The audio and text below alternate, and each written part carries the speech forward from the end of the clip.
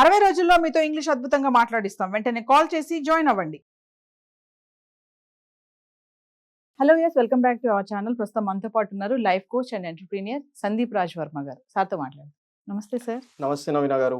సరైన life పార్ట్నర్‌ని select చేసుకోవాలంటే ఎలా? అంటే నౌడేస్ చూసుకుంటే యువత బిజీ లైఫ్‌లో పడి మంచి లైఫ్ పార్ట్నర్‌ని ఎంచుకునే టైం కూడా లేకుండా తిరుగుతున్నారు. అంటే దేనికి ఇంపార్టెన్స్ ఇస్తున్నారు? కెరియర్‌కా లేకపోతే ఓన్లీ మనము ఫైనాన్షియల్‌గా మనం పైకి వెళ్ళాలని ఆలోచిస్తున్నారా?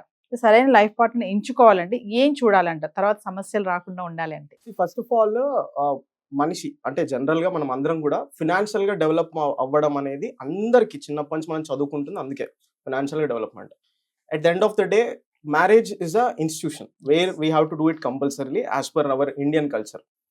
అండ్ మ్యారేజ్ అనేది ఎంత ఇంపార్టెంట్ అంటే రేపటి రోజున మనకి ఏదన్నా మన సక్సెస్ చెప్పుకోవడానికన్నా మన ఫెయిల్యూర్ చెప్పుకోవడానికన్నా ఏదైనా కానీ there should be someone person who can understand us rather than how to find perfect life partner kanna you should always know that how to find an understanding life partner. So as a human beings మనం అందరం కూడా ఏం చేస్తాం, we will always look at external world. Okay, ఒక person యొక్క అందం చూసో, ఆ పర్సన్ యొక్క పర్సనాలిటీ చూసో, అతని యొక్క డబ్బు చూసో, ఆస్తి చూసో, అంతస్తు చూస్తో, కార్లు చూసో, ఇవి చూసి మనము ఆ పర్సన్ ని వి విల్ యాక్సెప్ట్ సంథింగ్ అంటే అట్లా ముందుకు వెళ్తాం. అంటే ఎక్స్టర్నల్ వరల్డ్ చూస్తాం, but we will not look at internal world. We should always look at internal world of a person. Front end కాకుండా బ్యాక్ ఎండ్ చూడాలి. బ్యాక్ ఎండ్ లో క్వాలిటీస్ వస్తాయి, మనిషి యొక్క క్యారెక్టర్ వస్తుంది, ఆలోచన విధానం వస్తుంది, అతను ఏ టాపిక్ లో ఎట్లా ఉంటాడు, ఏ వర్షంలో ఎలా ఉంటాడు, సిచ్యువేషన్ ఎట్లా హ్యాండిల్ చేస్తాడు, ఇవన్నీ కూడా మనకి వెనకాల వస్తాయి అనమాట. ఎందుకు ఇక్కడ మనము పర్ఫెక్ట్ లైఫ్ పార్ట్నర్ అనే వర్షన్కి వచ్చేస్తే మనం ఎప్పుడు బ్యాక్ ఎండ్ లో చూడాలి, ఫ్రంట్ ఎండ్ కాకుండా. What are the back end qualities, what are the inner beauty ఏంది, అతని హార్ట్ ఎట్లా ఉంది, అతని యొక్క క్యారెక్టర్ ఏది, ఇది మనం చూడగలగాలి. ఎప్పుడైతే మనం ఈ కోణం నుంచి చూస్తామో ఆ పర్సన్ మనకు డిఫరెంట్ గా కనిపిస్తాడు అండి. ఎప్పుడైతే మనము ఆస్తులు, అంతస్తులు, డబ్బు, కెరియర్ ఇవి చూస్తున్నామో అప్పుడు ఆ పర్సన్ డిఫరెంట్ గా కనిపిస్తాడు. అంటే you are looking a person అసలు లైక్ ప్రొఫెషనల్ గా చూస్తున్నారు, అతన్ని పర్సనల్ గా చూస్తున్నారు. That's what you need to understand. And ఒక రిలేషన్షిప్ లో understanding life partner is a most important thing.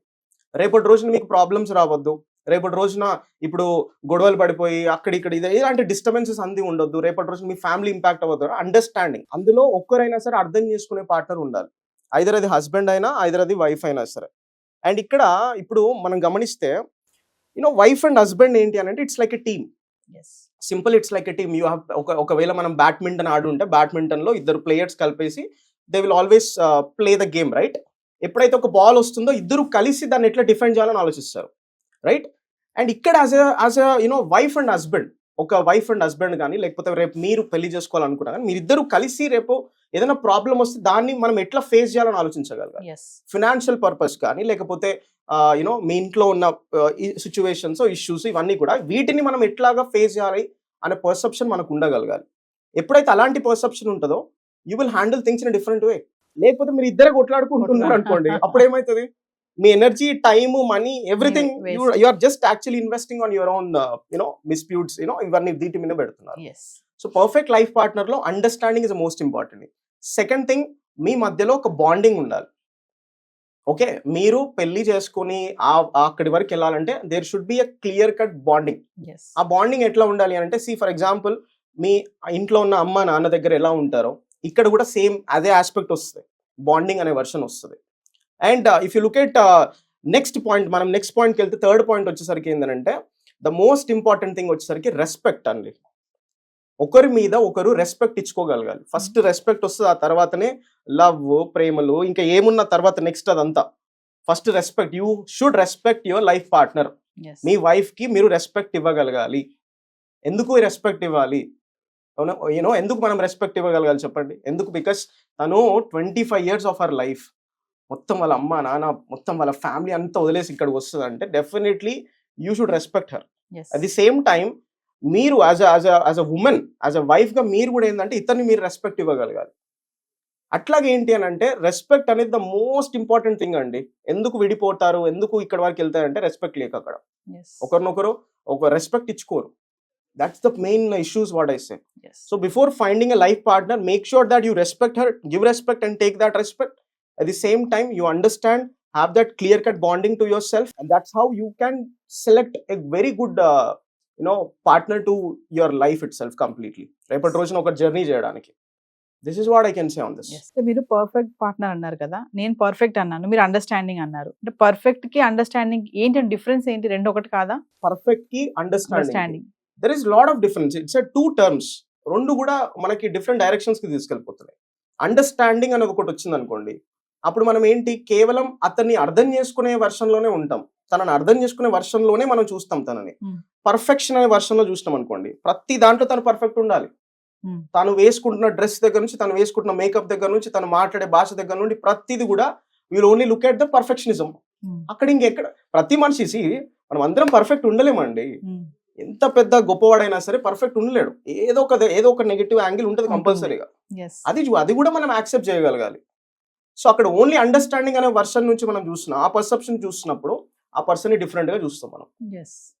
ఎప్పుడైతే మనం పర్ఫెక్షనిస్ట్ మైండ్ సెట్ లో ఉంటామో అప్పుడు డిఫరెంట్ కోణం నుంచి చూస్తుంటాం. Two different things. అండ్ ఇక్కడ మీరు ఇదివరకు డివర్స్ అనే కాన్సెప్ట్ మాట్లాడుకున్నాం. పర్ఫెక్షనిస్ట్ మైండ్ సెట్ నుంచి చూస్తారు వాళ్ళు. నా హస్బెండ్ పర్ఫెక్ట్ ఉండాలి, చూడ్డానికి బాగుండాలి, అట్లా బాగుండాలి, ఫినాన్షియల్ అది ఇది అన్నిట్లో బాగుండాలి. పర్ఫెక్షనిస్ట్ మైండ్ సెట్ అది. Understanding mind set is different. నా హస్బెండ్ ఎలా ఉన్నా సరే నాకు ఇష్టం, అర్థం చేసుకుంటే అన్ని సెట్ అవుతాయి. నేను వ్యూవర్స్ అందరికి చెప్తాను ఒకటి, మీ దగ్గరికి ఎవరైనా వచ్చి నువ్వు ఎలా ఉన్నా నాకు ఇష్టమే అని అన్నారు అనుకోండి, దే ఆర్ ట్రూ. నువ్వు ఎలా ఉన్నా ఇష్టమే, కోపంలో ఇష్టమే వాళ్ళకి, నువ్వు ఎట్లా ఉన్నా ఇష్టమే వాళ్ళకి. They are saying that word actually. They are true actually. అంటే ప్రెసెంట్ అండి సందీప్ గారు, ఇప్పుడున్నటువంటి యూత్ ఈ పార్ట్నర్ ని సెలెక్ట్ చేసుకునే క్రమంలో ఏం ఎక్కువ చూస్తున్నారు అంటారు? ఎందుకు సక్సెస్ అవ్వట్లేదు? ఆఫ్టర్ మ్యారేజ్ వాళ్ళు ఎందుకు విడిపోతున్నారు? అంటే మనం వీడియో చేసాము, అంటే ఇంత కష్టపడి సెలెక్ట్ చేసుకుంటారు, తర్వాత ఎందుకు వాళ్ళు కొలాప్స్ అవ్వడం జరుగుతుంది? అంటే ఈ సెలెక్షన్ ప్రాసెస్ రాంగ్ అంటారా? ఏమి సెలెక్ట్ చేసుకుంటున్నారు వాళ్ళు, ఏ ఆస్పెక్ట్ లో వెళ్తున్నారు? అంటే ఇప్పుడున్న ప్రెసెంట్ జనరేషన్ లో we call these people as అంటే జెన్జీస్ అనొచ్చు, టీనేజర్స్ ని జెన్జీస్ అనొచ్చు. టీనేజర్స్ లెవెల్స్ ని మనం వీఆర్ ఇంటూ రైట్ నౌ ఒక సర్టెన్ మెచ్యూరిటీ లెవెల్స్కి వస్తాం 25 తర్వాత. ఎప్పుడైతే 25 తర్వాత వచ్చినామో మనకి ఒక పర్సన్ నచ్చి ఉండరు అప్పటికే, కాలేజ్లోనే సమ్వేర్. సో అక్కడ ఏంటి అని అంటే సోషల్ మీడియా ఎరా కాబట్టి we have lot of distractions in to this world right now. ఇంత డిస్ట్రాక్టింగ్ వరల్డ్ లో మనకి మన మైండ్ అనేది అట్రాక్ట్ అవుతుంటది ప్రతిదానికి. ఓకే, సో అట్లా అట్రాక్ట్ అయినప్పుడు మీ ఇంట్లో ఉన్న పిల్లలు వచ్చి మీ దగ్గరికి, నాకు పలానా అబ్బాయి ఇష్టం, అతనంటే ఇష్టం, ఆ అమ్మాయి అంటే నాకు ఇష్టం అని అన్నప్పుడు you look at them first. వాళ్ళు ఏం చెప్తున్నారో వినాలి పర్ఫెక్ట్ గా. ఇక్కడ ఏంటి, పేరెంట్స్ నిర్ణయమే ఉంటది ప్రతిదీ. ఎందుకు విడిపోతున్నారు అని మీరు అడిగారు కదా, ఎందుకు విడిపోతున్నారు? ఫస్ట్ ఇక్కడ అమ్మాయికి నచ్చదు, అమ్మాయికి అబ్బాయి నచ్చడు. ఫస్ట్ వీళ్ళ అమ్మ నాన్నకి నచ్చుతాడు, వీళ్ళ అమ్మ నాన్న నచ్చితే వాళ్ళు ఏదో మళ్ళీ వీళ్ళిద్దరు పోయి ఉంటారు అన్నట్టు కాదు కదా. వీళ్ళిద్దరు డెసిషన్స్ ఉంటాయి అక్కడ. అండ్ ఆ తర్వాత తినని అడుగుతారు, అమ్మ నీకు నచ్చిందా అని చెప్పేసి. అప్పుడు తను ఏదో ఇంకా అమ్మ నాన్నని ఏం అనలేక, అటు ముందుకు వెళ్ళలేక వెనక్కి వెళ్ళలేక సరే అని చెప్పేసి ఏదో అంటారు. ఆ పెళ్లికి వెళ్తారు, పెళ్లి అయిన తర్వాత 1-2 years కి అక్కడి వరకు వెళ్ళిపోతుంది. ఎందుకంటే పాపం తనకు నచ్చలేదు కదా, అది ఉంటుంది. అండ్ ఇక్కడ అబ్బాయి వైపు నుండి చూసుకుంటే అబ్బాయిది కూడా సమ్వేర్ అట్లాగే ఉంటుంది, సేమ్ కాన్సెప్ట్ ఉంటుంది. అండ్ చాలా మంది కూడా ఏంటంటే మరీ డివోర్స్ లో దాకా అక్కడ దాకా వెళ్ళే వాళ్ళు లిటిల్ బిట్ కొంచెం తగ్గింది. 2-3 years బ్యాక్ క్రితం చూసుకుని ఇప్పుడు లిటిల్ బిట్ కొంచెం తగ్గింది అనిపిస్తుంది నాకు ఎందుకు. అండ్ ఇప్పుడు కొంచెం మెచ్యూరిటీగా కొంచెం ఆలోచించి నిర్ణయాలు తీసుకుంటున్నారు. ఫినాన్షియల్ గా డెవలప్ అవ్వాలి నేను, ఆ తర్వాత నుండి పెళ్లికి వెళ్ళాలి అని ఆలోచిస్తున్నారు. So don't marry by looking at your age factor. నీ ఏజ్ చూసో నా ఏజ్ పెరిగిపోతుందనో కాదు మనం పెళ్లి చేసుకోవాల్సింది. Get married when you're ready, when you're ready for the responsibilities, when you're ready for ఒక బాండింగ్ నాకు కావాలి, ఒక జర్నీ నాకు ట్రావెల్ చేయాలి ఇంకా నేను అన్న పాయింట్కి వెళ్ళిపోయినప్పుడు get ready for the marriage. అంటే పర్ఫెక్ట్ పార్ట్నర్ కోసం కాదు, అండర్స్టాండింగ్ పార్ట్నర్ కోసం వెతకాలి. Understanding is a most important thing and person who respects you so much. Thank you.